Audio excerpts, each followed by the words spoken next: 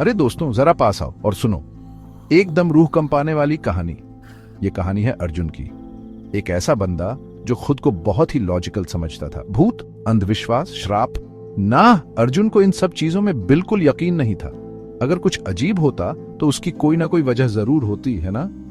खैर, ये यकीन तब डगमगाने लगा जब उसने शहर के बाहर एक पुराना कमरा किराए पर लिया। किराया बहुत ही सस्ता था, इतना सस्ता कि किसी के भी कान खड़े हो जाए। लेकिन अर्जुन को कोई फर्क नहीं पड़ा। उसे जल्दी से रहने की जगह चाहिए थी और ये कमरा उसके बजट में फिट बैठता था। मकान मालिक, एक कमजोर सा बुढ़ा, उसे देखकर ही घबराया हुआ सा लग रहा था। उसने बिना कुछ ज्यादा बोले चाबी दे दी। जब अर्जुन कमरे में घुसा तो उसे एक अजीब सी घुटन महसूस हुई, जैसे अभी अभी कोई उस कमरे से गया हो। लकड़ी का फर्श चरमरा रहा था, खिड़कियों पर धूल जमी थी और दीवारें थोड़ी सी नम थी। बस एक पुरानी इमारत है, अर्जुन ने सोचा और अपना सामान खोलने लगा। उस रात जब वो बिस्तर पर लेटा था तो उसने उसे पहली बार सुना, वो फुसफुसाहट। ये बहुत धीमी थी, जैसे हवा के साथ आई हो, लेकिन उसमें शब्द थे, इस जगह को छोड़ दो। अर्जुन चौंक कर उठ बैठा। उसने लाइट जलाई और कमरे में देखा। वहां कोई नहीं था।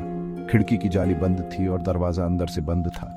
शायद मेरा दिमाग मुझे धोखा दे रहा है, उसने खुद को समझाते हुए वापस सोने की कोशिश की। जैसे ही उसने लाइट बंद की, फुसफुसाहट वापस आ गई। अभी जाओ, इससे पहले कि वो तुम्हें देख ले।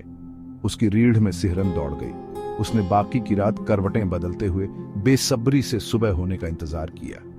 अगले दिन अर्जुन ने अपने पड़ोसियों से उस कमरे के बारे में पूछा। उन्होंने आंखें चुरा लीं, उनके जवाब गोलमोल थे।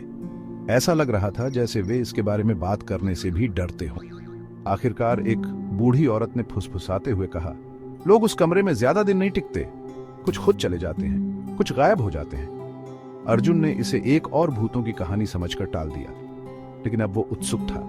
वह सच्चाई जानना चाहता था। उस रात उसने ये साबित करने का फैसला किया कि ये सब सिर्फ उसकी कल्पना है। उसने अपने फोन का कैमरा चालू किया और उसे टेबल पर रख दिया। अगर कुछ अजीब होता तो कैमरा उसे पकड़ लेता। ठीक 3:12 AM पर फुसफुसाहट फिर से शुरू हो गई, लेकिन इस बार ये सिर्फ आवाजें नहीं थी। कैमरे ने कुछ और भी कैद किया। अलमारी का दरवाजा अपने आप चरमरा कर खुल गया। एक लंबी काली परछाई निकली, अप्राकृतिक रूप से लंबी और टेढ़ी मेढ़ी।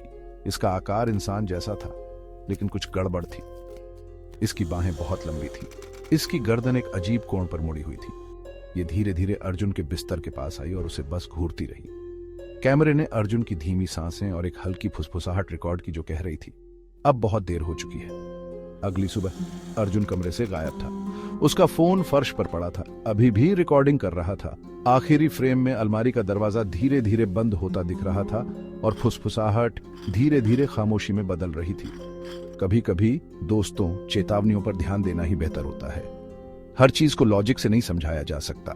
कुछ रहस्य अनसुलझे ही रहने के लिए होते हैं। और ऐसी ही रहस्यमयी कहानियों के लिए हमारे चैनल को सब्सक्राइब करना न भूलें। अगली बार तक क्यूरियस रहो, लेकिन सेफ भी रहो।